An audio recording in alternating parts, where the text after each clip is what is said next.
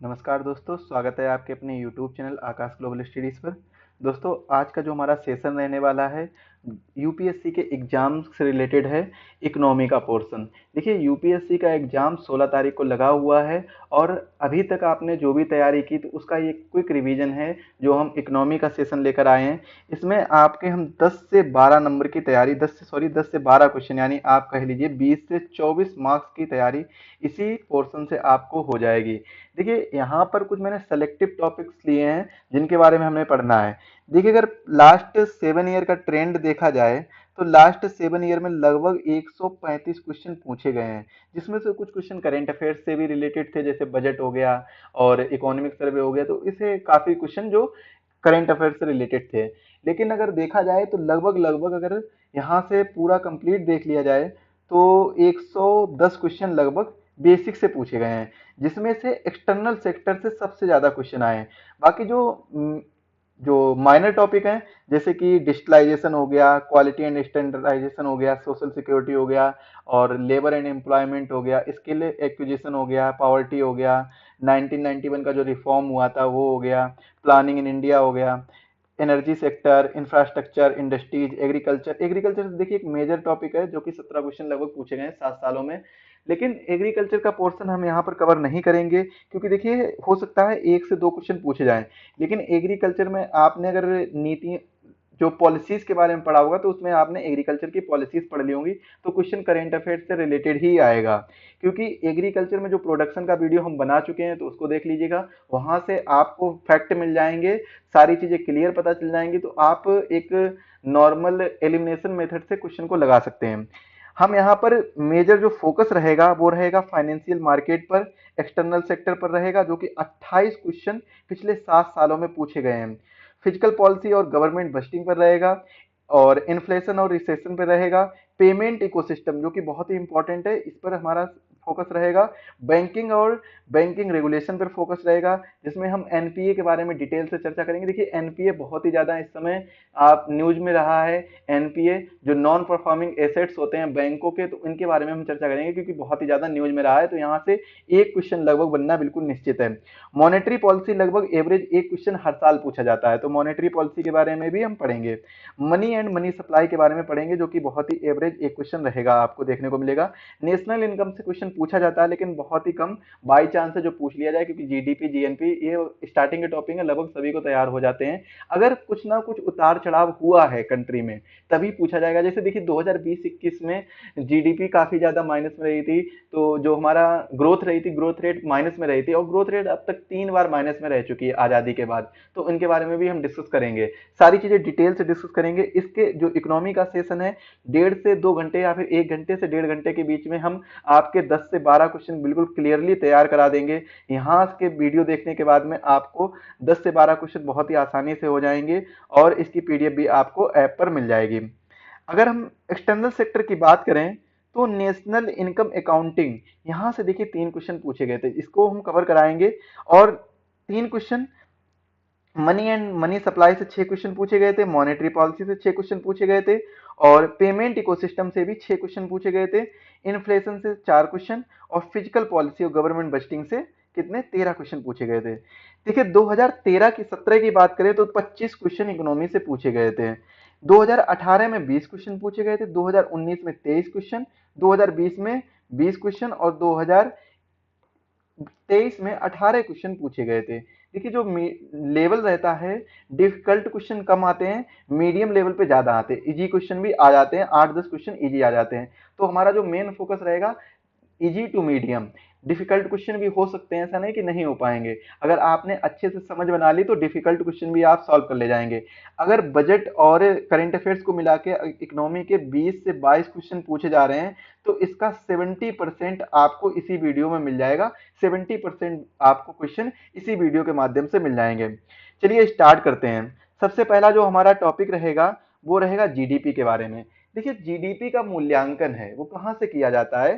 GDP का मूल्यांकन हमेशा बाजार मूल्यों पर किया जाता है। आपने मान लीजिए कोई एक चॉकलेट खरीदी और वो चॉकलेट 100 रुपए की है, तो जीडीपी में वो 100 रुपए ऐड होंगे, ना कि चॉकलेट से बनने वाले, जैसे चॉकलेट का बीज निकाला और ये सब उसका प्रोडक्शन हुआ, कंपनी में गया, उस पर कितना प्राइस लगा है, मतलब कैसे कैसे प्रोडक्शन हुआ, उसकी जो ग्रॉस वैल्यू एडिशन से भी जीडीपी निकाली जाती है। लेकिन हालांकि हम निकालते बाजार मूल्यों पर हैं, तो बाजार मूल्यों को जोड़ा जाता है जीडीपी में।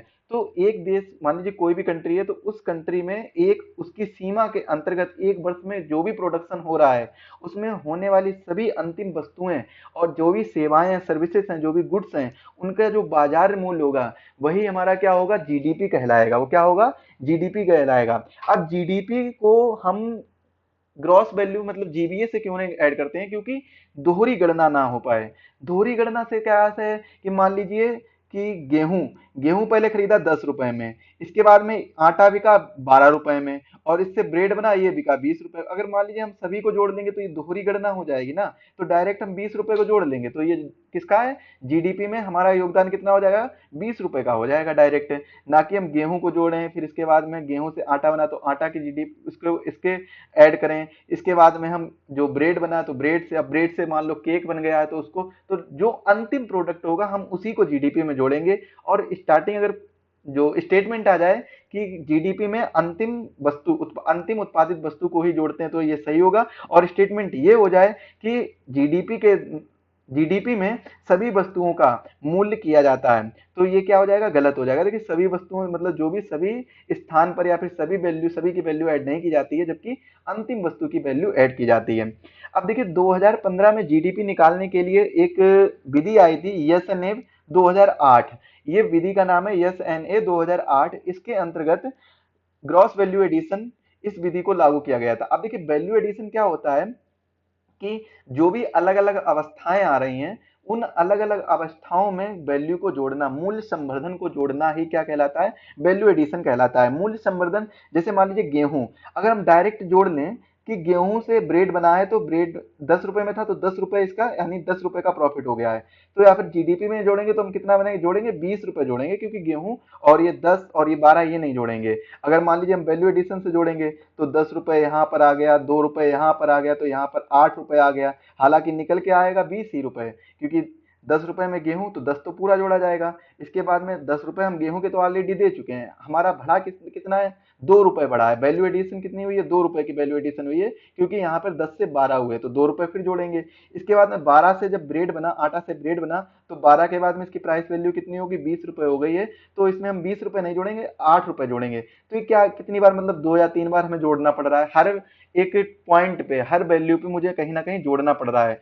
तो क्यों ना हम एक काम करते हैं कि फाइनल जो गुड्स निकल के आ रहा है, फाइनल जो सर्विस निकल के आ रही है, इसको अगर हम ऐड कर लें तो वही हमारा सेम प्रोडक्ट निकल के आता है।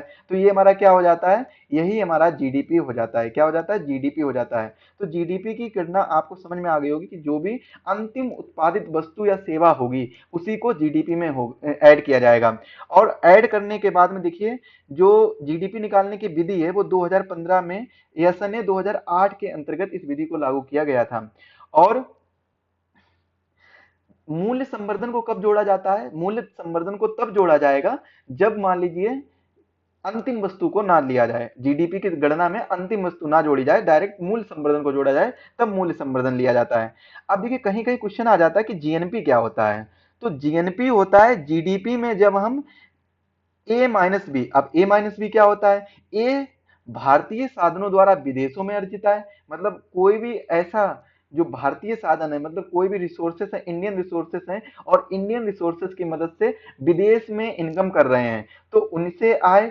और जो भी फॉरेन सोर्सेस हैं, रिसोर्सेस हैं, वो इंडिया में इनकम कर रहे हैं, तो उनके द्वारा आए। अब जैसे मान लीजिए कि एसबीआई है, एसबीआई किसी दूसरी कंट्री में बैंक के तौर पर वर्क कर रही है एसबीआई, तो वहां से जो भी आय होगी, इसके बाद में कोई फॉरेन बैंक है वो हमारे यहाँ वर्क कर रही है, तो यहाँ से जो आय होगी, तो दोनों को घटाने के बाद में जीडीपी से, मतलब दोनों को घटाएंगे और जीडीपी में ऐड कर देंगे, तब हमारा क्या निकल के आएगा, जीएनपी निकल के आएगा, ग्रॉस नेशनल प्रोडक्ट निकल के आएगा, जिसे हम सकल राष्ट्रीय उत्पाद कहते हैं। हालांकि ये इतना पूछा नहीं जाएगा, बहुत कम चांसेस हैं, क्योंकि 7 सालों में 3 क्वेश्चन पूछे गए थे, तो यहाँ से क्वेश्चन बहुत रेयर चांसेस है जो पूछा जाए। फिर भी आप लोग एक बार देख लीजिएगा। जीएनपी क्या होता है कि जीडीपी से जब हम विदेशों में अर्जित निवल साधन आय को घटा देते हैं, तो जोड़ देते हैं सॉरी, तब हमारा जीएनपी निकल के आता है। अब एनएनपी क्या होता है? तो जब हम एनएनपी से सॉरी एनएनपी जब निकालते हैं, तो एनएनपी में जीएनपी में हम मूल्य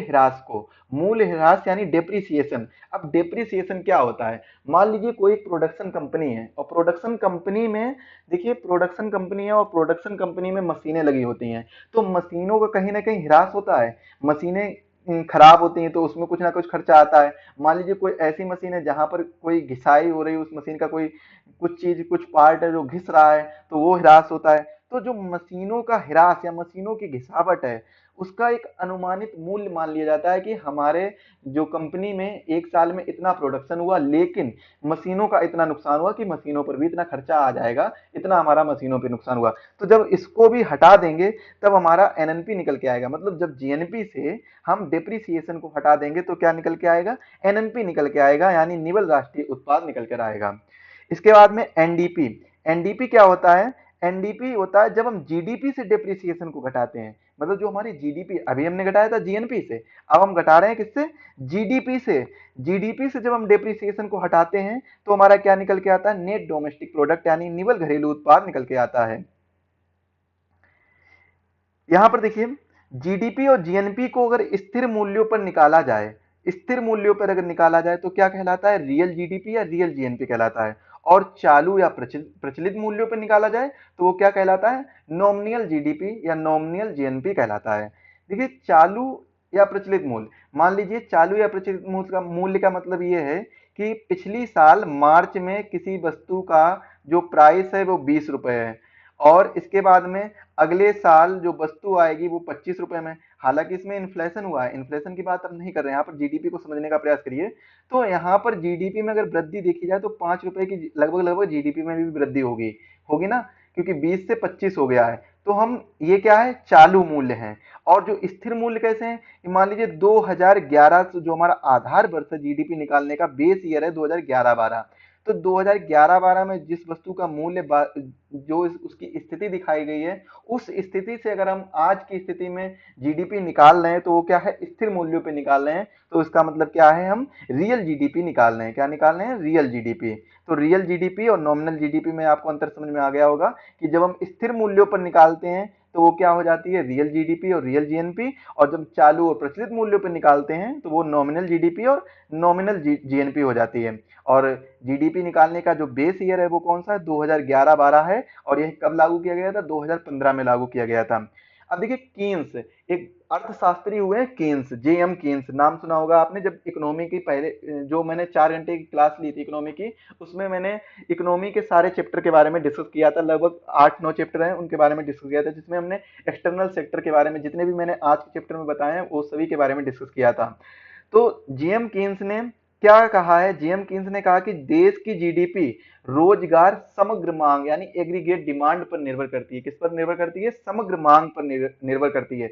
अब देखिए, समग्र मांग क्या होता है, एग्रीगेट डिमांड क्या होती है? तो एग्रीगेट डिमांड होती है सी प्लस आई प्लस जी प्लस एक्स माइनस एम।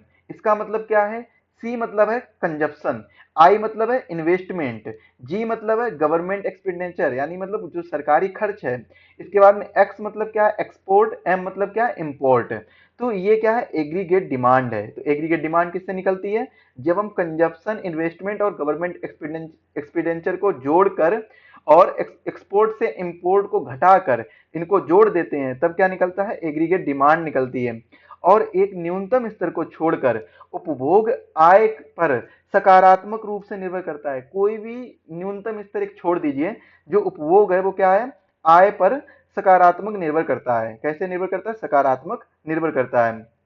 जैसे कि आयातों का स्तर जीडीपी के स्तर पर निर्भर करता है। किस पर निर्भर करता है? आयातों का स्तर जीडीपी के स्तर पर निर्भर करता है। ये दोनों पॉइंट बहुत ही इंपॉर्टेंट हैं।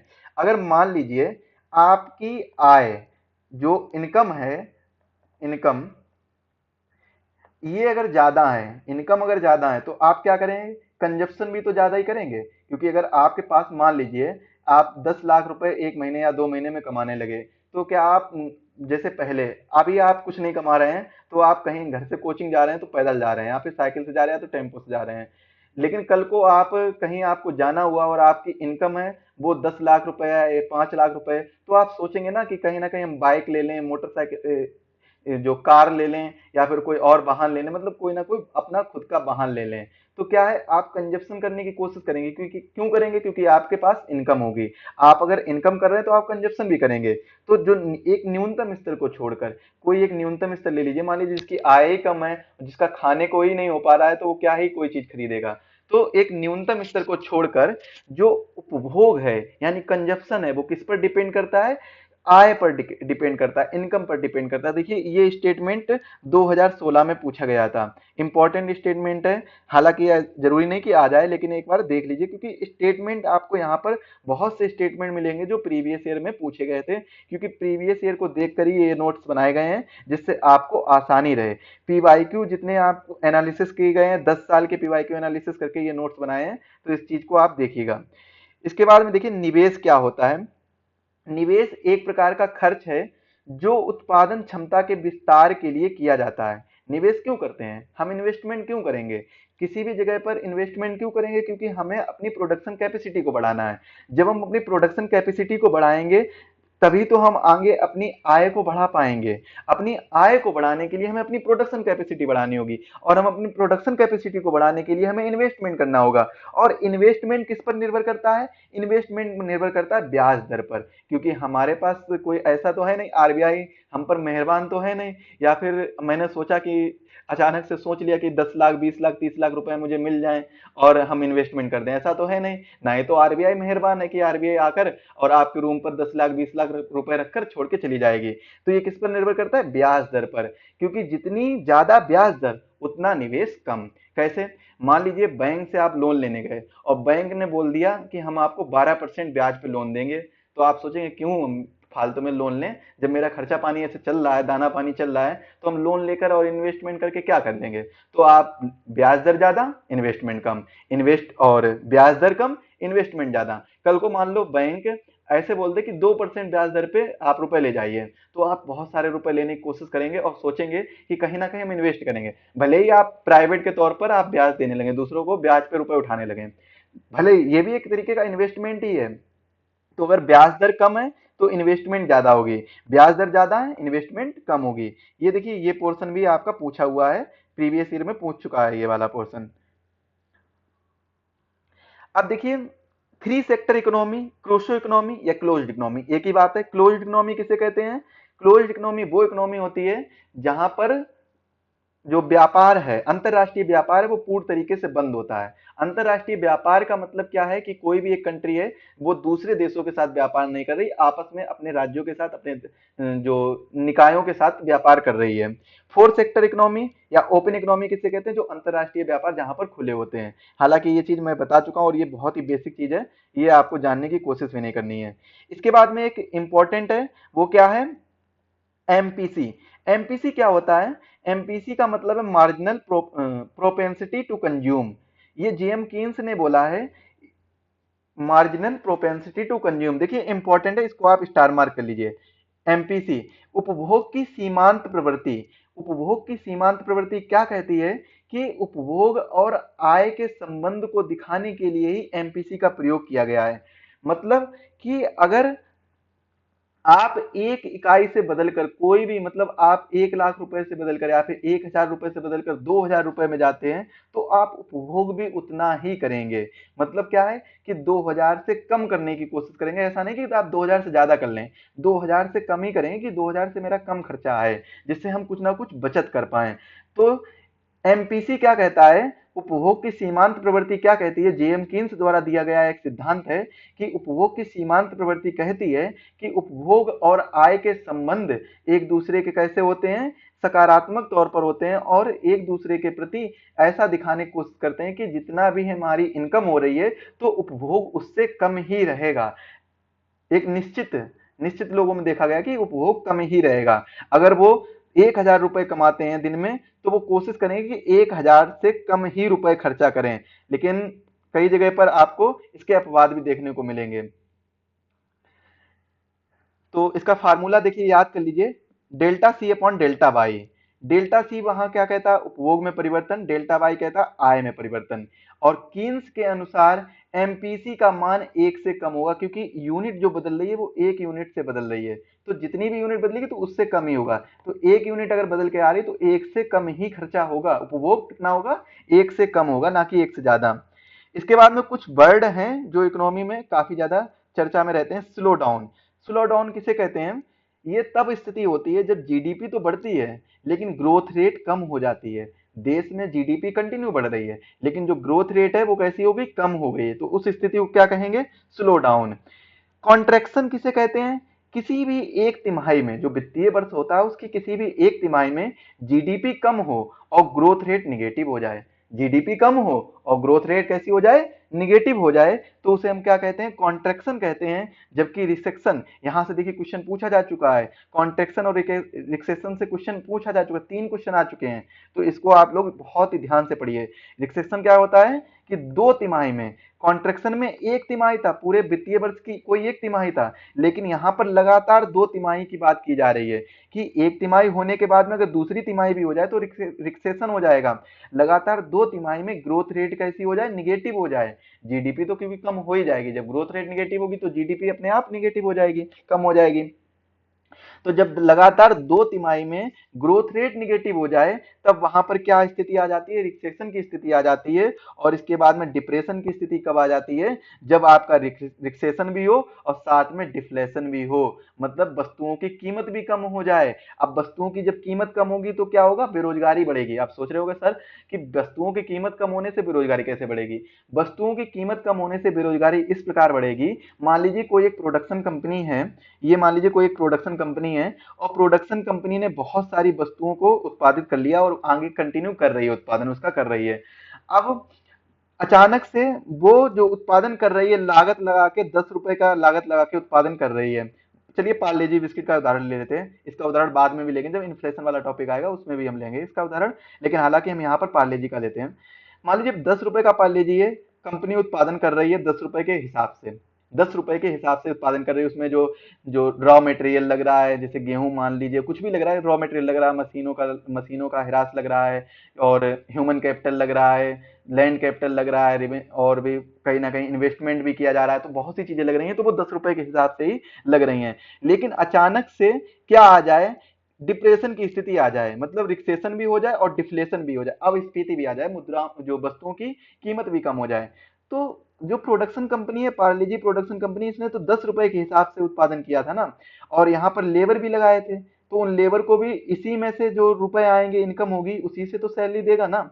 लेकिन जब इसकी कीमत कम हो जाएगी तो ये लेबर रख के क्या करेगा, ज्यादा से ज्यादा, क्योंकि ज्यादा तो लेबर रखेगा नहीं, तो लेबर को निकालने की कोशिश करेगा कि उसका नुकसान कम से कम हो पाए। हालांकि नुकसान तो होगा, क्योंकि 10 रुपए के हिसाब से उसने प्रोडक्शन किया है, तो नुकसान तो जायज है कि होगा, लेकिन कम से कम हो जाए, हो पाए, तो इसलिए वो क्या करेगा, ह्यूमन कैपिटल को कम करेगा, लेबर कैपिटल को कम करेगा, जिससे कि जो अनस्किल्ड लेबर, जो अनस्किल्ड कैपिटल है, अनस्किल्ड ह्यूमन कैपिटल है, इसको कम करेगा। और इससे क्या है, जब लेबर कम होंगे तो बेरोजगारी होगी, क्योंकि उनको रोजगार नहीं रहेगा तो बेरोजगारी होगी, और जब बेरोजगारी होगी तो लोगों के पास आय नहीं पहुंचेगी, जब आय नहीं होगी तो क्या होगा, यहाँ पर आय की स्थिति नहीं होगी तो उपभोग की स्थिति भी नहीं आएगी, क्योंकि आय और उपभोग एक दूसरे में सकारात्मक संबंध रखते हैं, जितनी आय ज्यादा उतना उपभोग ज्यादा। अब देखिए, स्लो डाउन और रिसेशन, इनसे बचने के लिए एक समाधान है, वो क्या है, प्रोत्साहन, स्टिमुलस एक समाधान है। अब ये स्टिमुलस किसके द्वारा किया जाता है, सरकार के द्वारा, फिजिकल पॉलिसी और मॉनेटरी पॉलिसी, यानी राजकोषीय नीति और मौद्रिक नीति, इनके जो मिश्रण से कुछ ना कुछ पैकेज लाए जाते हैं, इनके द्वारा इनका प्रोत्साहन किया जाता है। तो इनके द्वारा किसका प्रोत्साहन किया जाता है, स्लो डाउन और रिसेशन का, मतलब कि जीडीपी के ग्रोथ रेट भी बढ़े, और जीडीपी जो है अच्छी रहे और ग्रोथ रेट भी इसमें वृद्धि होती रहे। तो इसका जो समाधान है किसके द्वारा, मौद्रिक और राजकोषीय नीति द्वारा किया जाता है। किसके द्वारा किया जाता है, मौद्रिक और राजकोषीय नीतियों द्वारा किया जाता है। चलिए आगे देखते हैं। एक स्टेटमेंट दिया गया, देखिए, संपूर्ण अर्थव्यवस्था के लिए एक समान रूप से लागू किया जाता है क्या, स्टिमुलस, प्रोत्साहन, और इसके विपरीत बेल आउट पैकेज, इंपॉर्टेंट ये सेंटेंस है, इंपॉर्टेंट स्टेटमेंट है, इसको ध्यान से पढ़िएगा, जो बेल आउट पैकेज को कुछ कंपनियों या क्षेत्रों तक ही सीमित रखा जाता है। अगर हम स्टिमुलस की बात करें, जो मौद्रिक और राजकोषीय नीतियों के मिश्रण के पैकेज को स्टिमुलस कहते हैं, मतलब जो मौद्रिक नीतियां और राजकोषीय नीतियां लाई जाती हैं वो एक समान रूप से सभी में लागू किया जाता है। लेकिन अगर स्टेटमेंट ये आ जाए कि कुछ विशेष कंपनियों, कुछ विशेष राज्यों या कुछ विशेष राज्य मतलब बॉडीज के लिए, कुछ विशेष निकायों के लिए अगर कुछ पॉलिसी लानी हो तो उस पॉलिसी को बेल आउट पैकेज कहते हैं। क्या कहते हैं, बेल आउट पैकेज। आखिर बेल आउट पैकेज कब लाया जाता है कि उस कंपनी, उस फैक्ट्री, उस कंपनी या फिर उस बॉडी के स्लो डाउन और रिक्सेशन, यानी उसके जो प्रोडक्शन की कैपेसिटी है, उसके ग्रोथ की कैपेसिटी है, उन सबको सही करने के लिए बेल आउट पैकेज को लाया जाता है। अब देखिए, मौद्रिक और राजकोषीय नीतियों के कुछ नाम हैं, इनको आप ध्यान से देखिए। विस्तारक मौद्रिक नीति, इसमें क्या होता है, लिक्विडिटी का यानी तरलता का प्रवाह ज्यादा होता है। संकुचनकारी, इसमें तरलता की कमी होती है। तरलता मतलब आप समझ रहे हैं ना, cash flow, cash flow, cash flow यानी मतलब मनी फ्लो, कैसे कह लीजिए, सिंपल सी बात है, तरलता क्या है, मनी फ्लो। सस्ती और आसान मौद्रिक नीति, इसमें क्या होता है, ब्याज दर में कमी होती है, इसी को हम डेविस मौद्रिक नीति भी कहते हैं।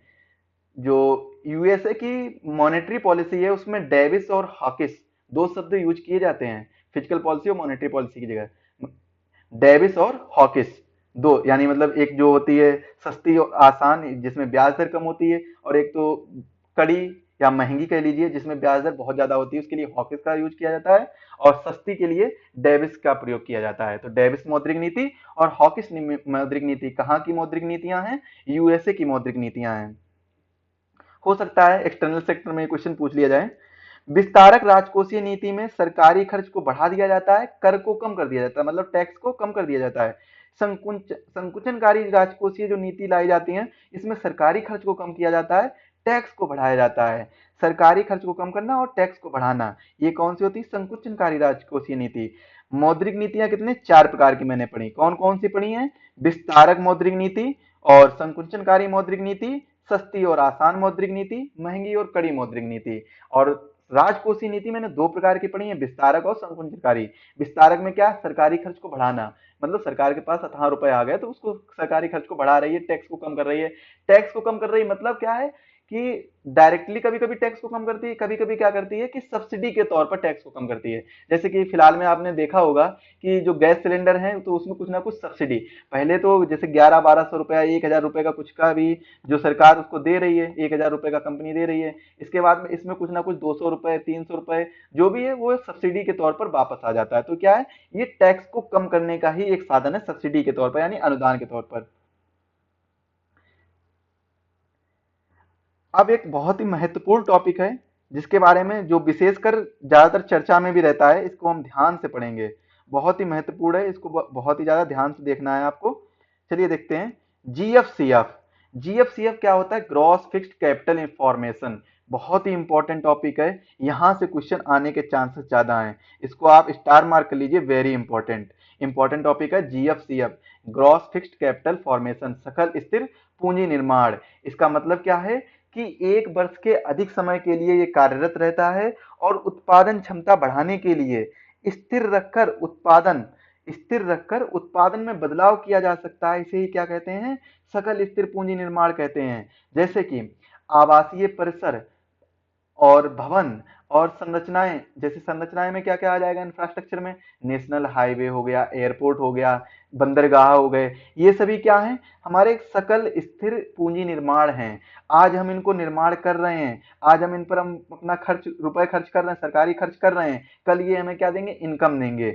नेशनल हाईवे टोल के तौर पर, एयरपोर्ट अगर बनाएंगे कहीं जगह पर तो एयरपोर्ट में यात्री जाएंगे, यात्री से हमें टैक्स मिलेगा, और जो कंपनियां यहाँ पर जो अपने हवाई पत्तन वगैरह होंगे, जो एयरपोर्ट होंगे, हवाई पत्तन एयरपोर्ट, यानी जो एरोप्लेन होंगे, इनके तौर पर टैक्स देंगी, कुछ आवागमन का टैक्स देंगी, और विदेशी जो एरोप्लेन भी आएंगे तो उससे भी टैक्स मिलेगा। तो कई प्रकार से हमें यहाँ पर टैक्स की मदद से और भी अन्य आयों के साधन बढ़ेंगे, कई प्रकार के आय के साधन बढ़ेंगे, इनकम के साधन बढ़ेंगे।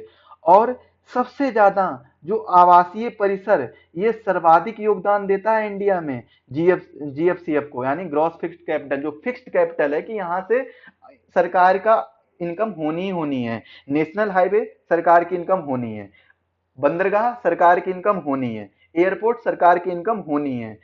बाकी जो आपने देखा होगा लैंड लैंड रेवेन्यू वगैरह है, जो गांव स्तर पर, ग्राम स्तर पर ले लिया जाता है, कर ले लिए जाते हैं, सिंचाई कर वगैरह ले लिया जाता है, इन सबसे इतना ज्यादा खास नहीं होता है। लेकिन आवासीय परिसर, मशीन और उपकरण, कोई भी सरकार मशीनरी और उपकरण का प्रयोग करके कुछ भी प्रोडक्शन कर सकती है, तो उससे भी सरकार का एक फिक्स्ड कैपिटल फॉर्मेट होता है, फॉर्मेशन होता है, फिक्स्ड कैपिटल की फॉर्मेशन होती है। जीएफसीएफ का मतलब क्या है कि कोई भी ऐसी वस्तु, कोई भी ऐसी कैपिटल जो एक तरीके से फिक्स्ड कैपिटल है, उसका फॉर्मेशन किया जाए। तो उसका फॉर्मेशन कैसे होगा, आप सोचिए कैसे होगा, कि जब हम कोई ऐसी चीज का निर्माण करेंगे, ऐसी चीज, ऐसा इंफ्रास्ट्रक्चर बनाएंगे जिससे हमें निरंतर उससे आय में वृद्धि होती रहेगी, और आय में हमारी बढ़ोतरी होगी, और आय तो निश्चित ही होती रहेगी। तो उसे ही हम क्या कहते हैं, जीएफसीएफ कहते हैं, ग्रॉस फिक्स्ड। फिक्स्ड, देखिए फिक्स्ड का मतलब क्या है, बिल्कुल फिक्स्ड, यानी स्थिर। बौद्धिक संपदा उत्पाद, जैसे कि सॉफ्टवेयर के तौर पर, इससे भी जो बनता है ग्रॉस फिक्स्ड कैपिटल फॉर्मेशन होती है। रक्षा हथियार प्रणाली, इससे भी, जैसे टैंक हो गया, पनडुब्बी हो गए, इन सब से भी क्या होता है, जीएफसीएफ बनकर तैयार होता है। इसके बाद में एक बहुत ही महत्वपूर्ण अगला टॉपिक है, मोस्ट इंपॉर्टेंट है, कौन सा है, आईकोर। आईसीआर भी कह सकते हैं, आईसीओआर भी कह सकते हैं, यानी इंक्रीमेंटल कैपिटल आउटपुट रेशियो, वृद्धिमान पूंजी निर्गत अनुपात। एक क्वेश्चन पिछले 2021 में शायद या 2016 में इससे पूछा गया था। पूंजी की उत्पादकता को दिखाता है कि आखिर कितनी कैपिटल की उत्पादन हो रहा है। पूंजी की उत्पादकता को दिखाता है, क्या दिखाता है, पूंजी की उत्पादकता को। तो इसका जो फार्मूला है, delta C upon delta Y, कैसे, जो आय और उपभोग में देखा था उसी के अंतर्गत आता है। पूंजी में परिवर्तन और जीडीपी में परिवर्तन, ICOR, incremental capital output ratio, वृद्धिमान पूंजी निर्गत अनुपात। ये इंपॉर्टेंट है, इसको नोट कर लीजिए। अब एग्जांपल के तौर पे समझते हैं। मान लीजिए यह रेशियो अगर 4:1 का रेशियो है, तो पूंजी को 4 इकाई बदलने पर जीडीपी कितनी होगी, 1 इकाई से बदलता है। अगर हम पूंजी को 4 इकाई से बदलते हैं, मान लीजिए कि 4:1 का रेशियो, हमने मान लीजिए कि 4 एयरपोर्ट बना दिए, तो हमारी जीडीपी में जो अनुपात बदलेगा वो कितने बदलेगा, एक एयरपोर्ट का पूरा फिक्स्ड रहेगा अनुपात बदलने का। मतलब क्या है, जीडीपी में जो योगदान रहेगा वो एक एयरपोर्ट का रहेगा, पूरे तरीके से, पूर्ण रूप से, सब कुछ मिला के। तो 4:1 के अनुपात में जो पूंजी का इकाई, 4 इकाई बदलने पर जीडीपी 1 इकाई से बदलेगी। कितनी इकाई से बदलेगी, 1 इकाई से बदलेगी। और अनुपात जितना अधिक होगा, पूंजी की उत्पादकता उतनी ही कम होगी। अनुपात क्या होगा, अनुपात जितना अधिक होगा, पूंजी की उत्पादकता उतनी ही कम होगी। किसी देश की बचत अच्छी है, पूंजी निर्माण का स्तर अच्छा है, लेकिन ग्रोथ रेट कम होने के कारण क्या है, आयकोर का उच्च स्तर, आयकोर का उच्च स्तर। इसके बाद में आर्थिक विकास में बचत और निवेश की भूमिका। आर्थिक विकास में बचत और निवेश की भूमिका क्या है, देखिए मान लीजिए हमारी इनकम अच्छी हो रही है तो हम बचत करेंगे, और जो हमारे पास बचत है उसका हम क्या करेंगे, निवेश करेंगे, इन्वेस्टमेंट करेंगे। जो इन्वेस्टमेंट करेंगे उससे हमारी जो पूंजी निर्माण होगी, मान लीजिए हमने एक कंपनी बनाकर खड़ी होगी, तो ये हमारी क्या पूंजी होगी, एक कैपिटल हो गया, इससे हमारी इनकम होती रहेगी। तो हम सोचते तो यही है ना कि इनकम होती रहेगी, भले ही उससे लॉस में चली जाए वो अलग बात है, लेकिन जो हमारा माइंड सेट रहता है वो क्या रहता है, पॉजिटिव माइंड सेट रहता है। उसमें हम सोचते हैं कि हमारी इनकम होगी होगी, तो उससे क्या है, हमारी इनकम होती होती है। अब इसके बाद में हम देखते हैं हमारा साझा भविष्य 1987 में और ब्रंटलैंड आयोग 1983 में, इनकी रिपोर्ट के अनुसार आर्थिक विकास और निवेश की भूमिका को बहुत ही अच्छी तरीके से दर्शाया गया है। अगर पूंजी निर्माण हो रहा है तो पूंजी निर्माण से उत्पादकता होगी, और उत्पादकता होगी तो उत्पादकता से आय में वृद्धि होगी। जैसे एक बार हम इसको समझने का प्रयास करते हैं। मान लीजिए, यहां से समझते हैं, आपने इसको समझने का प्रयास करते हैं। आपने मान लीजिए 20 रुपए की जो है बचत कर ली, सेविंग्स कर ली। क्या कर ली? 20 रुपए की सेविंग्स कर ली। अब 20 रुपए में आप सोचेंगे कि हम कहीं ना कहीं 15 रुपए इन्वेस्टमेंट कर दें, जिससे क्या होगा, अगर हम इन्वेस्टमेंट करेंगे तो हमारी क्या बन के तैयार होगी? कैपिटल बन के तैयार होगी। कैपिटल, हमने सेविंग की और सेविंग करने के बाद में हमने इन्वेस्टमेंट कर दी। इन्वेस्टमेंट जब हम करेंगे तो हमारी क्या बन के तैयार होगी? कैपिटल बन के तैयार होगी, पूंजी बनकर तैयार होगी। कैपिटल का मतलब क्या है? कि जो हमें दिन प्रतिदिन मतलब आगे आने वाले समय में कुछ ना कुछ इनकम देता रहे। तो कैपिटल का मतलब तो वही होता है ना, जो हमें कुछ ना कुछ इनकम देता रहे। तो अगर हमारी कैपिटल बनेगी, पूंजी निर्माण होगा, और पूंजी निर्माण के बाद में हम क्या होगा? प्रोडक्शन करेंगे, क्योंकि जो जिसमें हमने इन्वेस्टमेंट किया है, जो हमारी कैपिटल बनके तैयार हुई है, वो किसके लिए हुई? प्रोडक्शन के लिए। मान लीजिए हमने इन्वेस्टमेंट की, सेविंग की, सेविंग करने के बाद उसका कुछ हिस्सा इन्वेस्टमेंट कर दिया। इन्वेस्टमेंट हमने कैपिटल निर्माण, इन्वेस्टमेंट क्यों किया? कैपिटल निर्माण के लिए। अब कैपिटल निर्माण के लिए इन्वेस्टमेंट किया किसमें? हमने मान लीजिए कोई एक कंपनी बना के तैयार की, कंपनी बना के तैयार की, जिसमें हमने कोई एक फ्रूट जूस कंपनी बनाई कि फ्रूट जूस की पैकिंग करके हम बेचेंगे। फ्रूट जूस कंपनी बनाकर तैयार की। तो फ्रूट जूस कंपनी बना के तैयार की, तो ये क्या करेगा? ये कंपनी कैपिटल क्या करेगी? ये कंपनी प्रोडक्शन करेगी किसका? फ्रूट जूस का। तो फ्रूट जूस का प्रोडक्शन करेगी, तो इस जब प्रोडक्शन होगा तो इसके लिए लेबर की जरूरत पड़ेगी, skill labour, unskilled labour, land की जरूरत पड़ेगी। जो फोर फोर फैक्टर है ना प्रोडक्शन के, उनकी जरूरत पड़ेगी। कुल मिला के इतना कह लीजिए, जब आपने एनसीईआरटी पढ़े होगी तो 4 फैक्टर, 4 फैक्टर आपने पढ़े होंगे, तो उनकी जरूरत पड़ेगी। तो देखिए, प्रोडक्शन करेंगे तो प्रोडक्शन के बाद हमें क्या नजर आएगा कि हम प्रोडक्शन कर रहे हैं, तो प्रोडक्शन के बाद में हमारी इनकम बढ़ रही है। क्या बढ़ रही है? इनकम बढ़ रही है, आय बढ़ रही है। और जब हमारी आय बढ़ेगी तो उसी आय में से हम दोबारा से कुछ ना कुछ बचत करेंगे, क्योंकि जब हम स्टार्टिंग में बचत की, मैंने 20 रुपए बचाए, 20 रुपए बचाकर 15 रुपए इन्वेस्ट कर दिए। 15 रुपए इन्वेस्ट करने के बाद में हमने मान लीजिए 40 रुपए का प्रोडक्शन किया, और 40 रुपए प्रोडक्शन करने के बाद में हमारी जो कुल बचत इनकम हो गई, मान लीजिए इनकम हो गई 40 रुपए। सब कुछ खर्चा निकाल के मैंने 20-25 रुपए का लगभग इसमें से बचा लिए, 25 रुपए। तो हमारी इन टोटल बचत कितनी हो जाएगी? 25 ही है, 5 पहले से बचा के रखे, 30 बचत हो जाएगी। क्योंकि जब हमने 20 का कुछ हिस्सा इन्वेस्टमेंट किया, तभी तो यहाँ पर ये बचत हमारी 30 पहुंची। क्यों पहुंची? क्योंकि हमने इन्वेस्टमेंट किया, इन्वेस्टमेंट किया तो कैपिटल बन के तैयार हुई, कैपिटल बन के तैयार हुई तो प्रोडक्शन हुआ, प्रोडक्शन हुआ तो इनकम हुई, इनकम हुई तो फिर बचत हुई। तो एक तरीके से ये सर्कुलर इकोनॉमी की तरह वर्क करता है, मतलब ये चक्र लगा रहता है। तो आर्थिक विकास में बचत और निवेश की भूमिका रहती है। इसके बाद में देखिए, एक फैक्ट आ जाता है, संपोषणीय, संधारणीय या सतत विकास। इसका मतलब क्या है?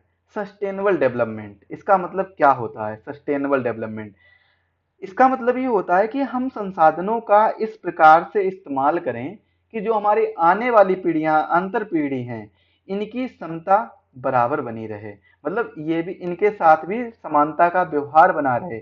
ऐसा नहीं है कि हमने संसाधनों का ऐसा प्रयोग कर लिया कि अब आगे आने वाली पीढ़ियों के लिए संसाधन ही नहीं बचे हैं। तो हम संसाधन का ऐसा प्रयोग करें कि आने वाली पीढ़ियों के लिए संसाधनों की क्षमता यानी समानता बनी रहे। तो हम ऐसा प्रयोग करें। ऐसे ही विकास को हम क्या कहते हैं? संधारणीय और सतत विकास कहते हैं। बहुत ही इंपॉर्टेंट है इस चीज को जानना कि संधारणीय और सतत विकास कहते किसे हैं, क्योंकि लगभग स्टेटमेंट आप यहाँ से कंफ्यूज हो सकते हैं। तो ये चीज आप समझ लीजिए और स्टेटमेंट को सही करने की कोशिश जरूर करिएगा, क्योंकि यहाँ से स्टेटमेंट में बिल्कुल कंफ्यूजन नहीं होनी चाहिए। संधारणीय और सतत विकास से क्वेश्चन जरूर आना है। इससे रिलेटेड स्टेटमेंट आपको परीक्षा में देखने को मिलेंगे, 1-2 स्टेटमेंट।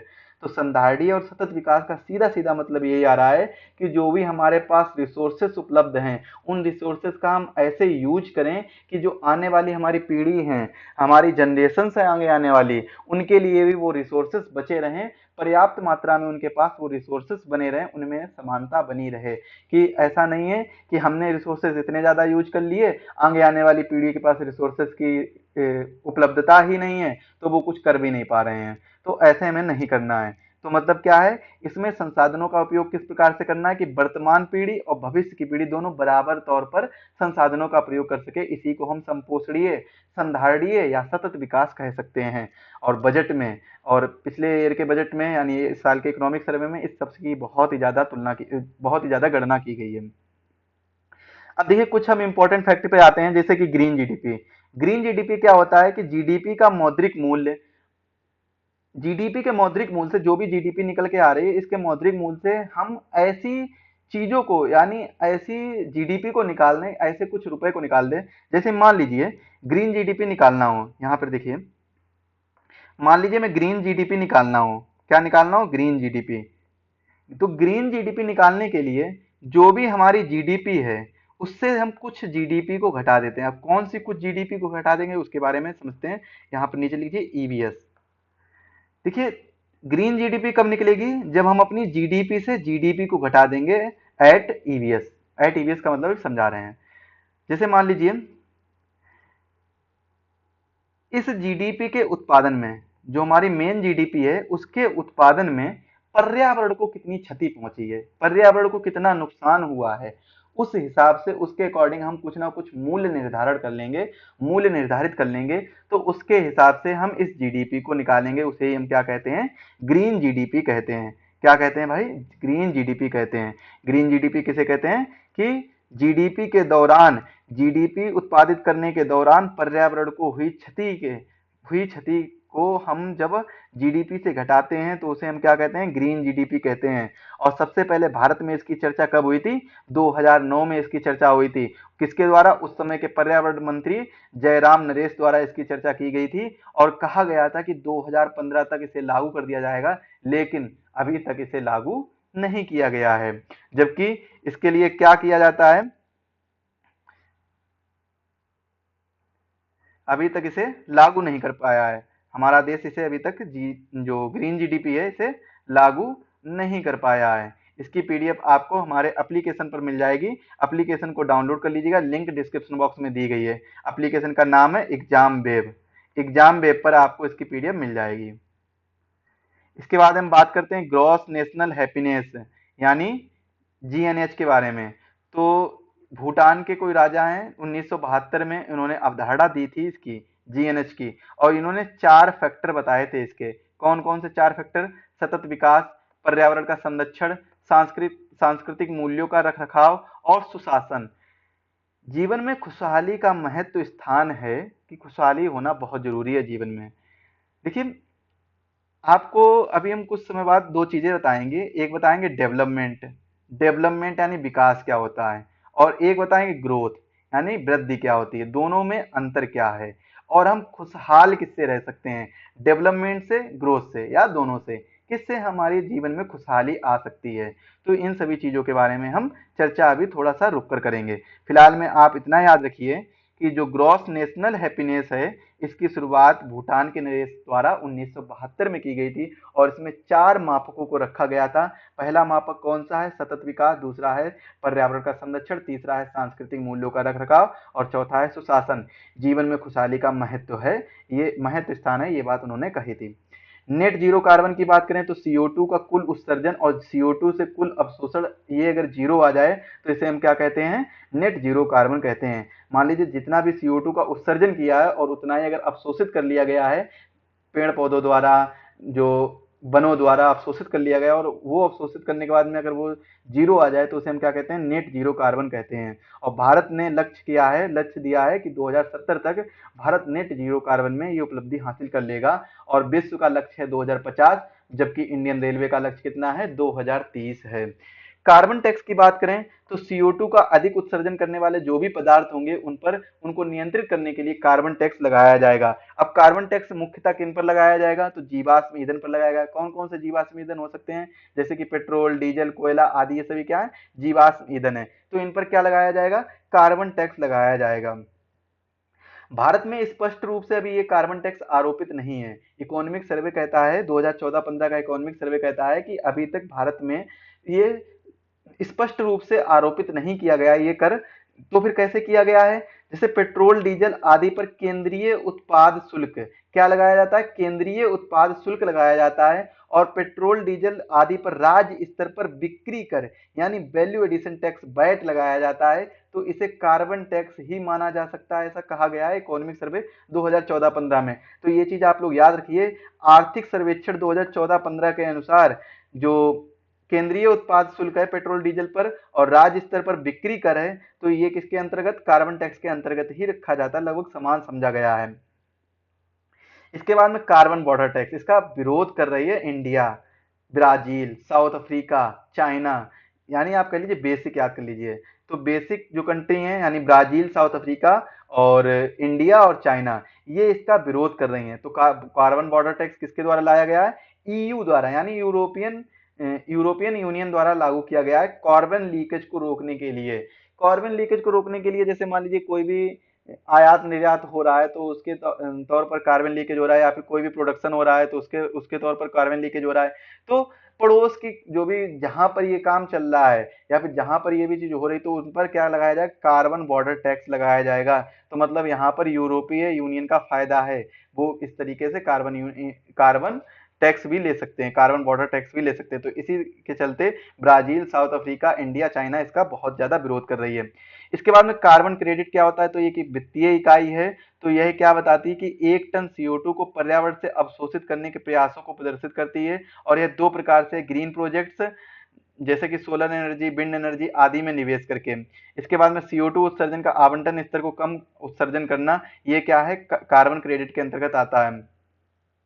इसके बाद में देखिए एक इंपॉर्टेंट वक्र है, पर्यावरणीय कुजनेट्स वक्र। इसको आप लोग देखिएगा, यह प्रदूषण और आर्थिक विकास में संबंध दिखाता है। हालांकि क्वेश्चन आपको वक्र बनाने का नहीं आएगा अभी फिलहाल में, पीटी है।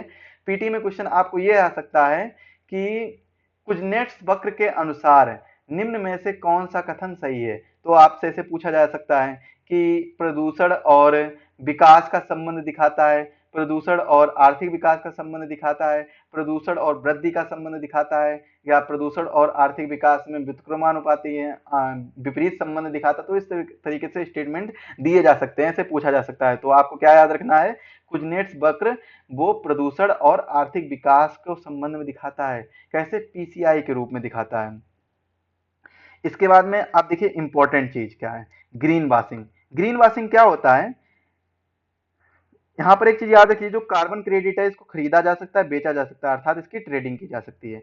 ग्रीन वॉशिंग क्या है कि जो भी कंपनियां हैं एक झूठा दावा करती हैं कि जो उनके प्रोडक्ट हैं वो पर्यावरण को ध्यान में रखे हुए बनाए गए हैं, मतलब पर्यावरण को ध्यान में रखते हैं और उनके प्रति मित्रवत हैं, मतलब पर्यावरण को ध्यान में रखते हुए उनके प्रोडक्ट बनाए गए हैं, तो उसे हम क्या कहते हैं, ग्रीन वॉशिंग कहते हैं। अक्सर ये आपको कंपनियां करते हुए दिखाई देंगी, कोई भी प्रोडक्ट बना के तैयार कर रही हैं तो ऐसा तो है नहीं कि उसमें पर्यावरण का नुकसान नहीं हो रहा है, कि आखिर उसका मल जाएगा वो कहाँ जाएगा, वो भी तो कहीं ना कहीं नदी में, कहीं ना कहीं किसी एक स्थान पर छोड़ा जाएगा ना, तो वो जल प्रदूषण का कारण बनेगा। तो ऐसा तो नहीं है ना कि कोई भी कंपनी है वो ग्रीन वॉशिंग नहीं कर रही। तो ज्यादातर सभी कंपनियां ग्रीन वॉशिंग कर रही हैं, कि ये बता रही हैं कि जो उनके प्रोडक्ट हैं वो क्या है, पर्यावरण को ध्यान में रखते हुए बनाए गए हैं, तो ये ग्रीन वॉशिंग ही कहते हैं। तो ऐसा झूठा दावा करती हैं तो उसे ही हम क्या कहते हैं, ग्रीन वॉशिंग कहते हैं।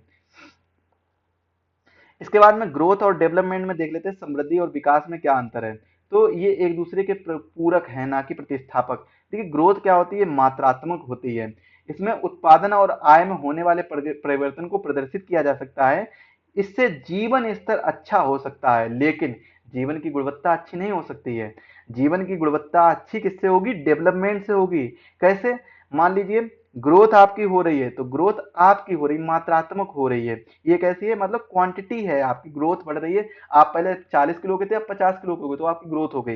लेकिन आपका जो माइंड है, आपका जो शार्पनेस है, मतलब आपके अंदर जो स्किल है वो अगर बढ़ रही है तो वो क्या है, डेवलपमेंट है। अगर आप बढ़ रहे हैं क्वांटिटी के तौर पर तो वो क्या है, ग्रोथ है। मतलब आपका वजन पहले 40 किलो था, अब 50 किलो हो गया, तो वो क्या हो गया है, ग्रोथ हो गई है। आप पहले अपने क्लास में 500 में 400 नंबर लाते थे, अब 500 में आप 440 नंबर लाने लगे हैं, मार्क्स लाने लगे, तो मतलब आपके स्किल में सुधार हुआ, आपका डेवलपमेंट हुआ, आपकी स्किल डेवलप हुई है। तो ग्रोथ से क्या है, उत्पादन और आय में परिवर्तन तो प्रदर्शित करता है और इससे जीवन स्तर अच्छा भी हो सकता है, लेकिन जीवन की गुणवत्ता को अच्छा नहीं किया जा सकता है। जीवन की गुणवत्ता केवल डेवलपमेंट यानी विकास से ही अच्छी हो सकती है, जो कि गुणात्मक होती है। और ग्रोथ कैसी होती है? मात्रात्मक होती है। और जीवन की गुणवत्ता सुधार हो यह निश्चित नहीं है किसमें? ग्रोथ में। अभी तक आपको इंडिया में 4 बार, सॉरी 4 बार, मैंने स्टार्टिंग में 3 बार बताया था, लेकिन 4 बार, क्योंकि कोरोना काल को भूल गए थे, तो 4 बार निगेटिव ग्रोथ देखने को मिली है। 1957-58 में, 1965-66 में, 1979-80 में, और 2020-2021 में। 2020 और 2021 में निगेटिव ग्रोथ देखने को मिली है। और चालू मूल्यों पर ग्रोथ रेट कितना है इस समय? 8.9% है। चालू मूल्यों पर 8.9% ग्रोथ रेट है इंडिया का। इसके बाद में ह्यूमन डेवलपमेंट इंडेक्स के बारे में देख लेते हैं। तो 1990 में इसका निर्माण किया गया था यूएनडीपी के द्वारा। इसके आयाम क्या क्या हैं? प्राय इसके 4 आयाम देखने को मिलते हैं, लेकिन जो स्तर इसका है वो 3 आयामों को देखता है। दीर्घ और स्वस्थ जीवन, जिसमें जीवन प्रत्याशा, जीवन जीने की इच्छा, जीवन कैसा चल रहा है, जीवन प्रत्याशा यानी जीवन की गुणवत्ता कैसी है, ये सब चीजें देखी जाती हैं। इसके बाद में दूसरा आयाम है ज्ञान। ज्ञान के तौर पर हम स्कूल में प्रत्याशित वर्ष की, स्कूल में वर्ष कितना है, और स्कूल के वर्षों का माध्य, जो हमने स्कूल में कितने वर्ष बिताए हैं, वो माध्य निकाला जाए, एवरेज निकाला जाता है। तो ये ज्ञान के अंतर्गत। इसके बाद जीवन स्तर, प्रति व्यक्ति वास्तविक आय, जो कि किस पर देखी जाती है? पीपीपी के आधार पर देखी जाती है, यानी मतलब परचेजिंग पावर पैरिटी के आधार पर देखी जाती है, जो कि कहां पे? यूएस डॉलर के परचेजिंग पावर पैरिटी के आधार पर देखी जाती है। ह्यूमन डेवलप इंडेक्स में जीवन स्तर का जो प्रति व्यक्ति आय है, वास्तविक आय है, वो triple P purchasing power parity के अनुसार देखी जाती है। और इसमें जो मुद्रा होती है वो कहां की ली जाती है? यूएस डॉलर की ली जाती है। जेंडर डेवलपमेंट आपको जेंडर डेवलपमेंट इंडेक्स यानी जीडीआई आपको यहीं पर देखने को मिलेगा, जो कि एचडीआई फॉर फीमेल्स और एचडीआई फॉर मेल्स, इसका अंतर ही क्या होता है, सॉरी, इसका जो अनुपात होता है वो क्या होता है? जेंडर डेवलपमेंट इंडेक्स होता है, जीडीआई होता है। ह्यूमन कैपिटल फॉर्मेशन कैसे होती है? कि अगर मान लीजिए कोई भी ह्यूमन कैपिटल है, जैसे आज आप पढ़ रहे हैं तो आप क्या हैं? आप एक ह्यूमन कैपिटल हैं। आप शिक्षा ग्रहण कर रहे हैं, प्रशिक्षण ले रहे हैं, कौशल विकास ले रहे हैं, स्वास्थ्य पर खर्चा कर रहे हैं, तो ये सब क्या है? ये सब ह्यूमन डेवलपमेंट, ह्यूमन कैपिटल का एग्जाम्पल है। कि अगर आप शिक्षा ले रहे हैं तो कल को आप जॉब लगेगी, तो आप कहीं ना कहीं जब जॉब लगेगी तो आपकी इनकम होगी। तो इनकम होगी तो मतलब इनकम कहाँ से होती है? कैपिटल से। तो ह्यूमन कैपिटल का एग्जाम्पल क्या है? Education, training, skill development, health, health पर जो भी हमारा एक्सपेंडिचर आ रहा है, हेल्थ एक्सपेंडिचर, ये सब क्या है? ह्यूमन कैपिटल फॉर्मेशन के एग्जाम्पल हैं। अब वहीं पर आता है सोशल कैपिटल फॉर्मेशन। तो सोशल कैपिटल फॉर्मेशन कैसे बनती है? आपके व्यवहार से। लोगों के मध्य जुड़ाव कैसा है, लोगों के मध्य एकता कैसी है, लोगों के मध्य अंतर संबंध कैसा है, तो इससे क्या है? सोशल कैपिटल बनती है, एक सामाजिक पूंजी बनकर तैयार होती है। और देखा होगा आपने, जो भी सामाजिक पूंजी है ये अक्सर कर व्यावसायिक संगठन पर देखने को ज्यादा मिलती है। और व्यावसायिक संगठन की उत्पादकता को बढ़ाने में सामाजिक पूंजी का बहुत बड़ा हाथ होता है। उत्पादकता कब बढ़ेगी? जब उस चीज की मांग होगी। मान लीजिए कोई भी एक कंपनी आप बनाकर तैयार कर रहे हैं, और उस कंपनी में किसी भी चीज का, किसी भी वस्तु एक्स का प्रोडक्शन हो रहा है, और इस एक्स प्रोडक्शन में अगर आपका जो सामाजिक जुड़ाव, लोगों के मध्य जुड़ाव, एकता, अंतर संबंध अच्छा होगा, तो आप इस प्रोडक्ट के बारे में लोगों को बताएंगे, तो लोग इस प्रोडक्ट के बारे में दूसरे लोगों को बताएंगे, फिर वो और लोगों को बताएंगे।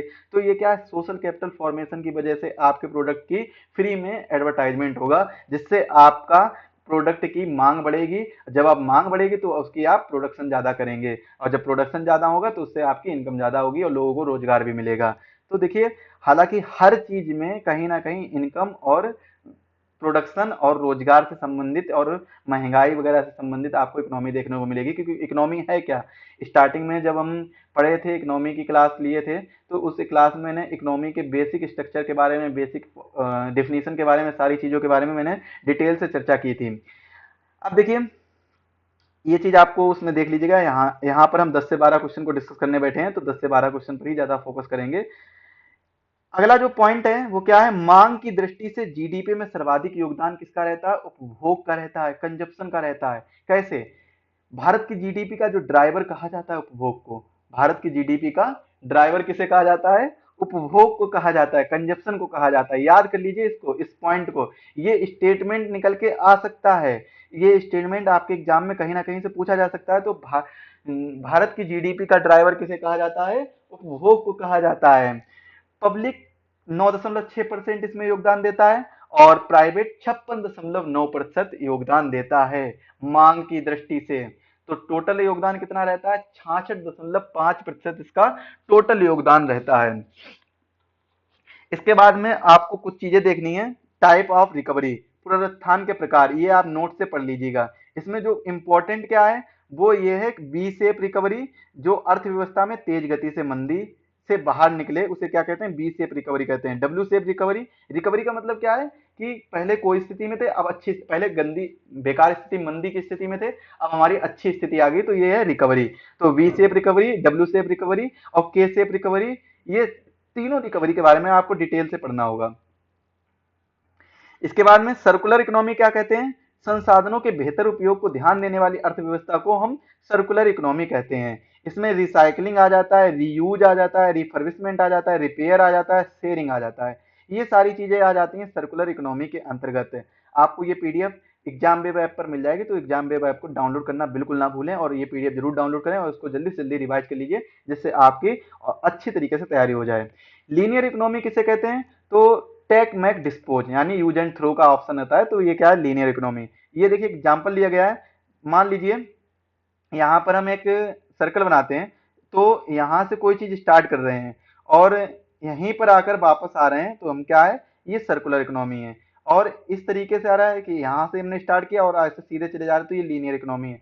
मतलब यहाँ से हमने वस्तु को यूज किया, लेकिन हम इसको दोबारा recycle, reuse, refurbishment, repair, sharing वगैरह ये सब कुछ नहीं कर रहे हैं, तो इसको डायरेक्ट यूज कर रहे हैं और फेंक दे रहे हैं।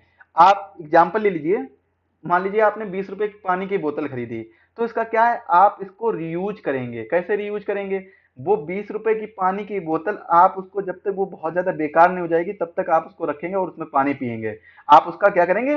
रीयूज करेंगे। ऐसा नहीं कि आपने एक बार बोतल ली और उसको फेंक दिया। अब अगर आप कहीं ट्रैवल पर हैं तो वो अलग बात है। देखिए अपवाद हर जगह होता है, आप ये मत कह दीजिए कि मैं ऐसा नहीं करता, मैं तो बोतल लेता हूँ और फेंक देता हूँ, तो ऐसा नहीं है। लेकिन आप जब नॉर्मली कहीं अगर ले रहे हैं बोतल और आपके पास वो लास्ट बोतल रहेगी, तो आप उसको रखे रहेंगे, कहीं ना कहीं उसका प्रयोग करेंगे। तो ये सर्कुलर इकोनॉमी के अंतर्गत आता है। और लीनियर इकोनॉमी के अंतर्गत आपने कोई भी वस्तु खरीदी है और उसका यूज किया और उसके बाद में यूज करने के बाद उसको फेंक दिया, हटा दिया, बस बंद, खत्म, खल्लास, टाटा, बाय बाय।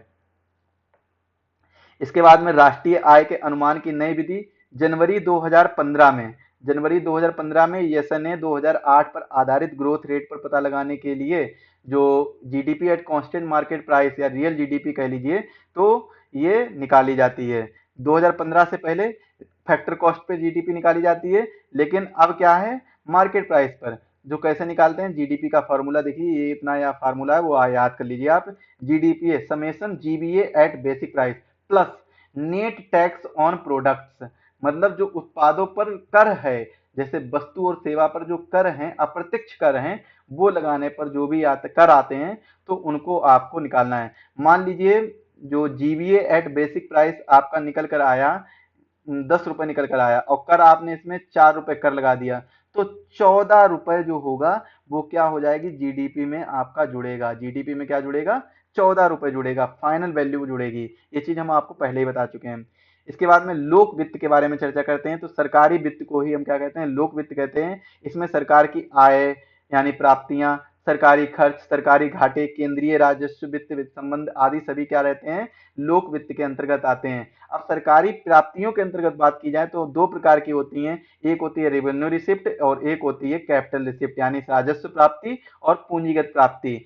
राजस्व प्राप्ति के अंतर्गत वो सभी प्राप्ति आती हैं जो सार्वजनिक कंपनियों को ना तो बेचना पड़े, ना ही उन्हें कम करना पड़े, ना ही तो उनके देयताओं को बढ़ाना पड़े। तो ऐसी प्राप्तियों में हम राजस्व प्राप्तियों को रखते हैं।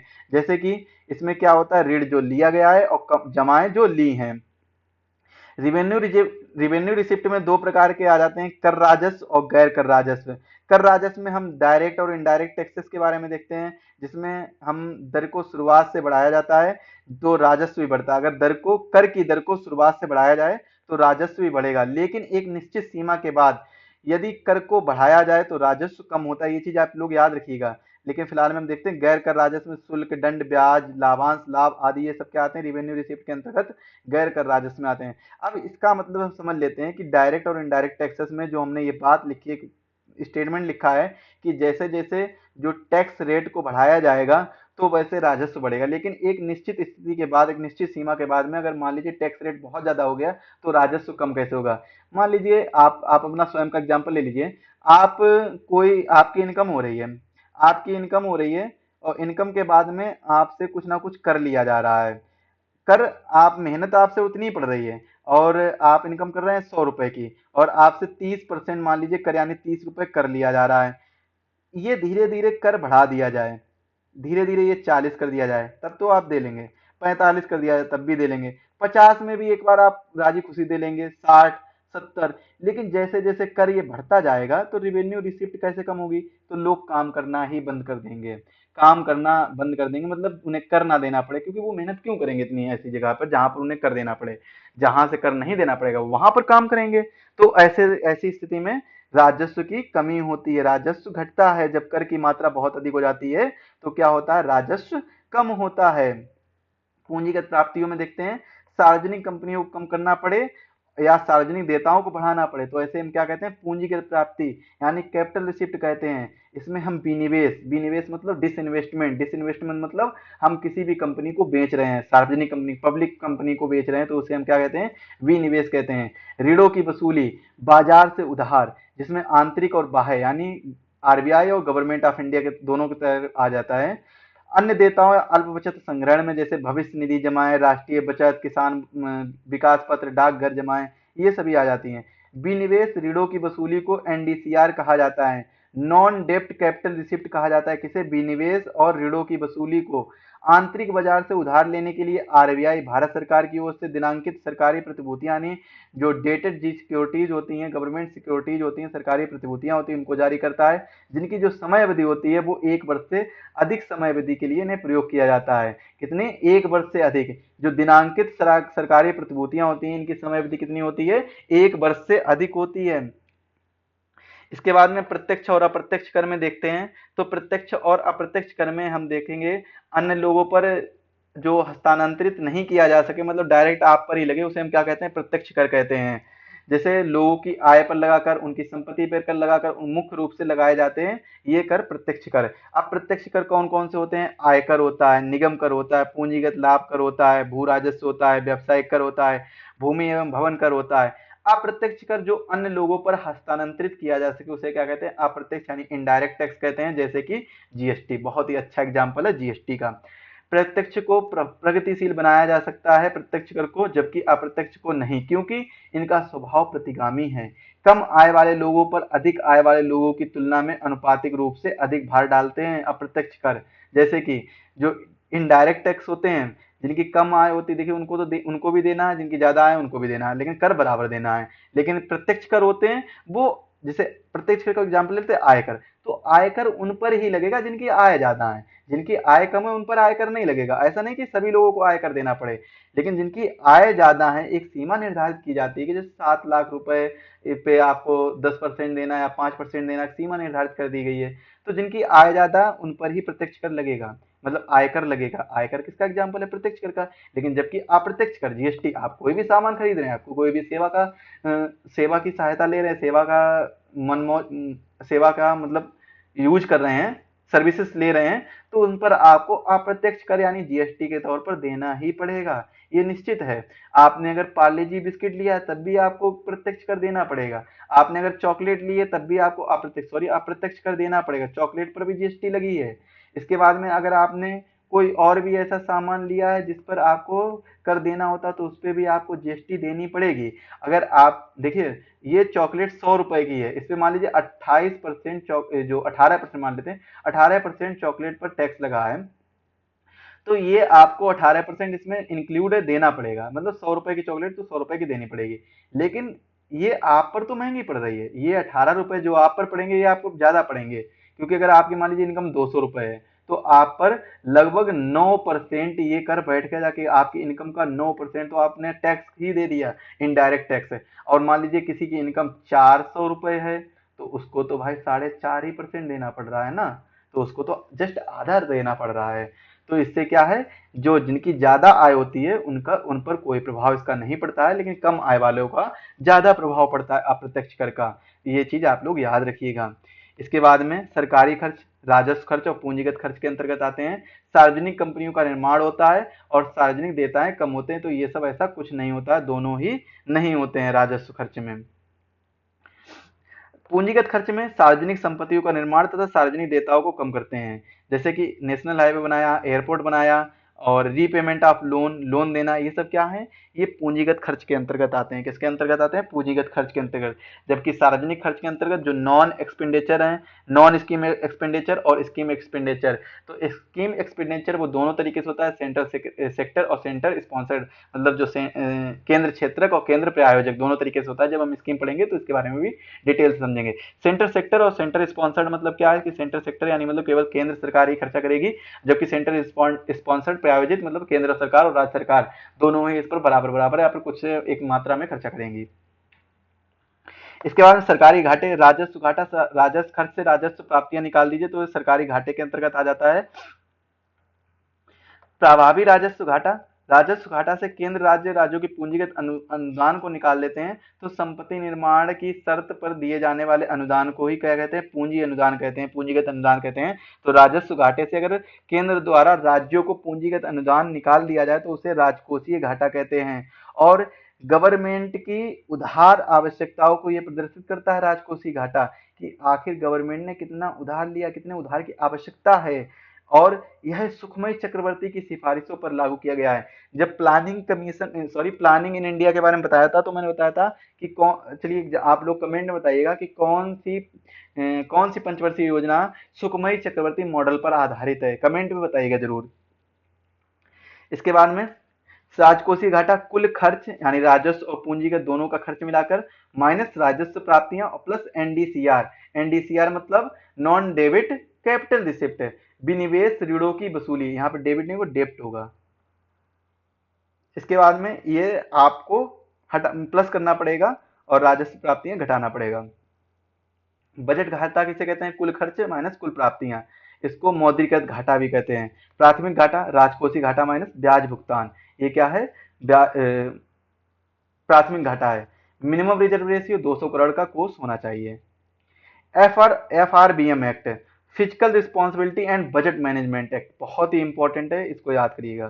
पारित कब हुआ था? 2003 में। लागू कब हुआ? 2004 में। लक्ष्य क्या था? 2008-9 तक राजस्व घाटे को शून्य करना, और 2008-9 तक ही जो एफडी को जीडीपी के 3% स्तर तक लाना, यानी राजस्व घाटे को, राजकोषीय घाटे को, फिजिकल डेफिसिट को, राजकोषीय घाटे को जीडीपी के 3% स्तर तक लाना।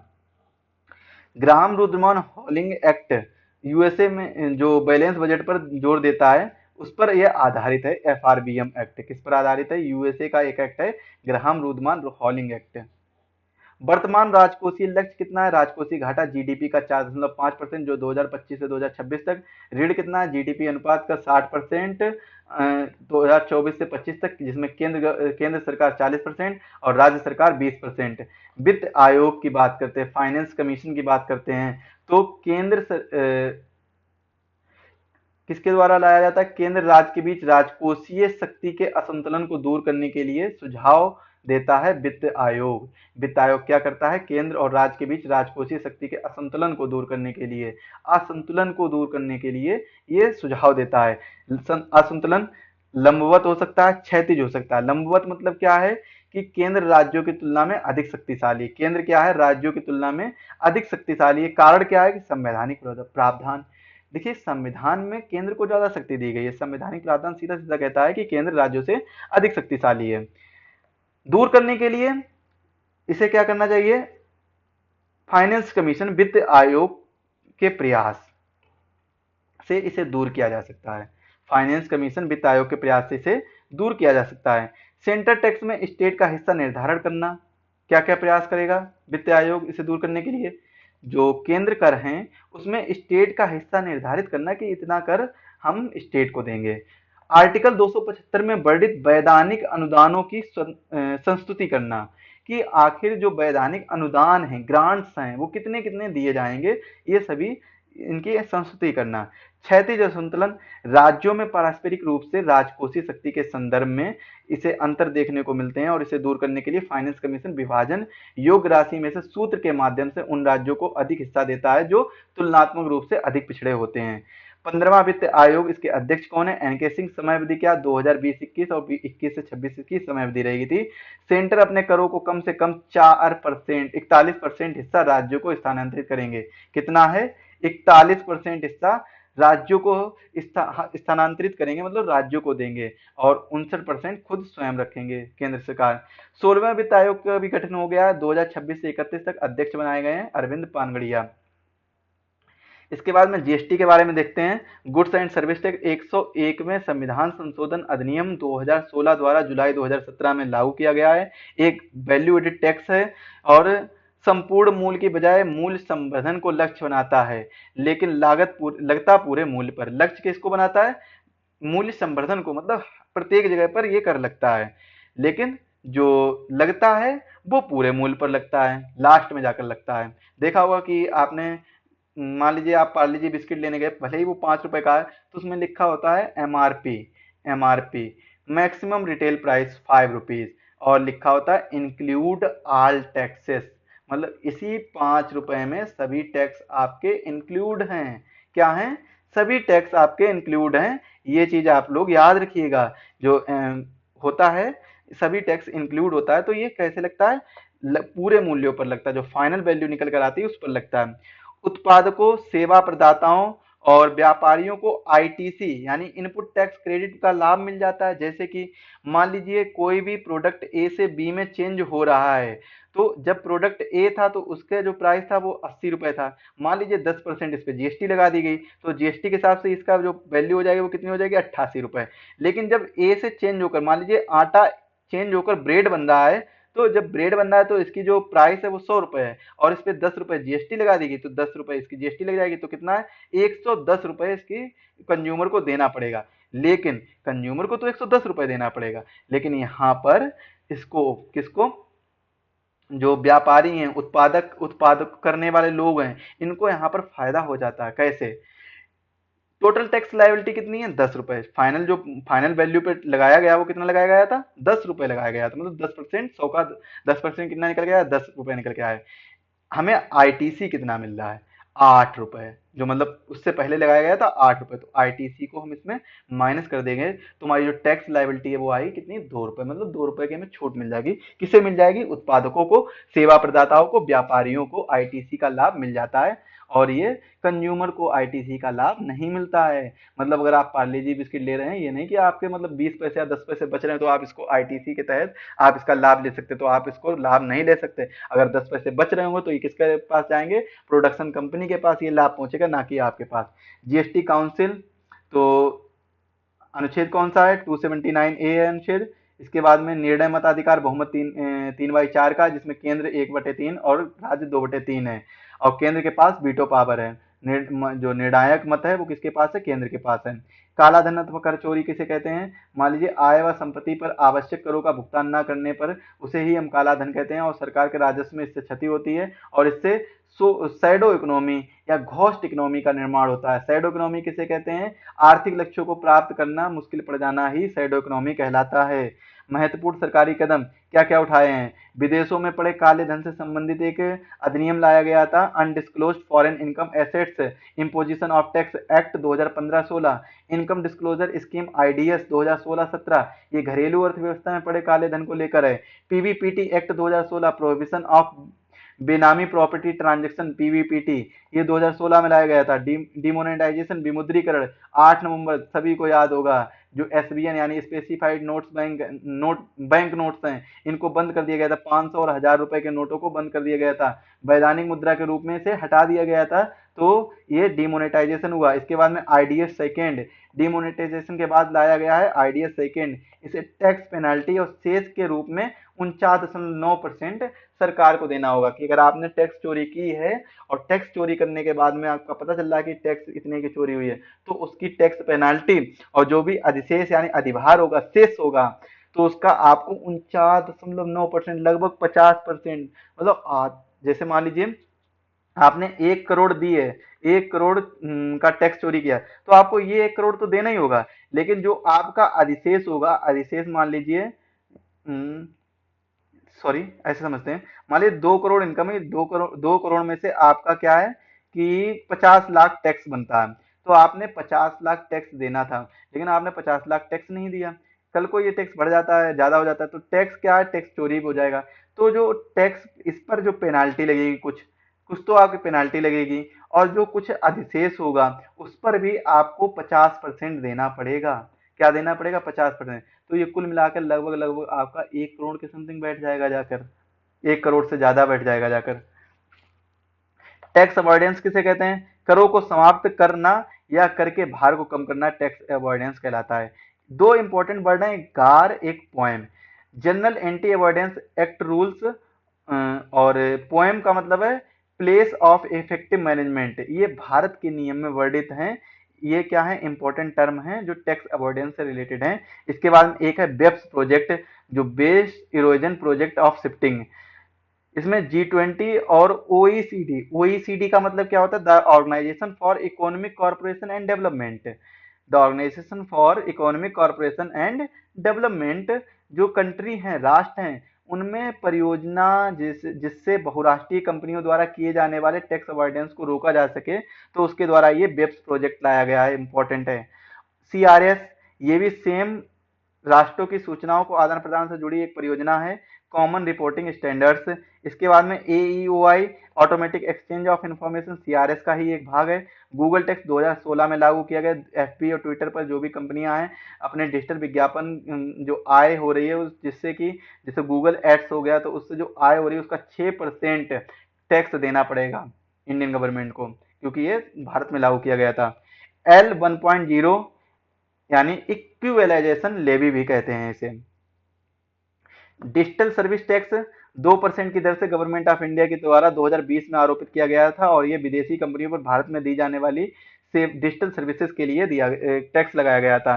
ग्लोब एक इंपॉर्टेंट है, globe anti base erosion, global minimum corporate tax rate के पिलर 2 से जुड़े नियमों को इसमें हाल ही में G20 द्वारा जारी किए गए थे, G20 राष्ट्र द्वारा जारी किए गए हैं।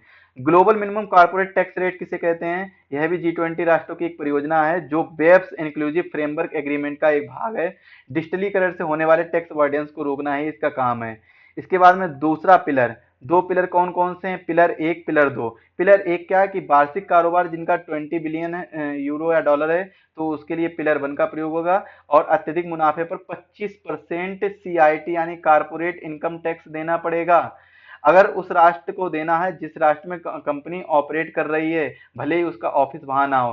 देखिए, टैक्स से बचने के लिए कई भारतीय कंपनियों ने अपनी डिजिटल सर्विस अदर देशों से भारत को डिजिटल सर्विस देना चालू कर दिया, क्योंकि अगर भारत में बैठकर ऑफिस में बैठेंगे और डिजिटल सर्विस देंगे तो उनको कुछ ना कुछ टैक्स देना पड़ेगा। लेकिन जब अलग देशों में बैठकर देंगे तो अलग देशों में वो टैक्स की सुविधा है नहीं, तो वहां पर वो टैक्स नहीं देना होगा, तो इससे क्या है, टैक्स बचता था उन लोगों का। लेकिन अब क्या कर दिया गया है, जब से GMCT आर आया है, तब से क्या हो गया है कि इसमें दो पिलर निर्धारित किए गए कि कोई भी ऐसे कंपनी जो डिजिटल सेवा दे रही है, जिसका जो नेट वर्थ है वो 20 बिलियन डॉलर है, वार्षिक कारोबार उसका हो रहा है इतना, तो क्या है, पिलर 1 के अंतर्गत उसे 25% CIT यानी कारपोरेट इनकम टैक्स देना होगा, भले ही कंपनी ऑपरेट कर रही हो उस जगह से या ना कर रही हो।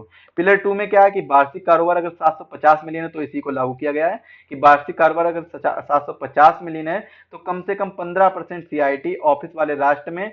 यदि CIT कम है तो होम कंट्री, अगर मतलब ऑफिस वाले राष्ट्र में CIT कम है, पहले तो 15% वहां देना पड़ेगा, या फिर वहां पर जितना होगा उतना देना पड़ेगा, तो 15% देना होगा। अगर CIT वहां उस राष्ट्र में कम है, तो होम कंट्री की सरकार को टॉप अप टैक्स रेट लगाकर उसे प्रभावी रूप से 15% करना होगा। मान लीजिए वहां CIT 7% था, तो टॉप अप टैक्स रेट यहाँ पर 8% लगाकर 15% बराबर करेगी, प्रभावी कर देगी, और 15% यहाँ से सरकार लेगी। और पिलर 2 को ही सबसे पहले लागू किया जा रहा है। विंड फॉल टैक्स किसे कहते हैं, जुलाई 2022 में गवर्नमेंट ऑफ इंडिया द्वारा कच्चे तेल के उत्पादन करने के लिए घरेलू कंपनियों पर इसे आरोपित किया गया था, जुलाई 2022 में। बहुत ही इंपॉर्टेंट है, डायरेक्ट टैक्स है एक प्रकार का, और बाह्य कार्डों से प्रत्याशित होने वाले लाभ को कम करने के लिए यह कर लगाया जाता है। इसके बाद में मनी एंड बैंकिंग का काम करते हैं। अगला जो हमारा सेशन रहेगा, कल के सेशन में हम मनी एंड बैंकिंग को और आगे आने वाले सभी टॉपिक को देख लेंगे। कल के सेशन में हमारी इकोनॉमी है वो एंड हो जाएगी। मिलेंगे अगले सेशन में, तब तक के लिए आप सभी को धन्यवाद। और इसकी पीडीएफ आपको एग्जाम वेब ऐप पर मिल जाएगी। एग्जाम वेब ऐप को डाउनलोड करिए, वहां से इसकी पीडीएफ आपको मिल जाएगी। इसकी पीडीएफ आपको वहां से मिल जाएगी। चलिए मिलते हैं अगले सेशन में, तब तक के लिए आप सभी को धन्यवाद।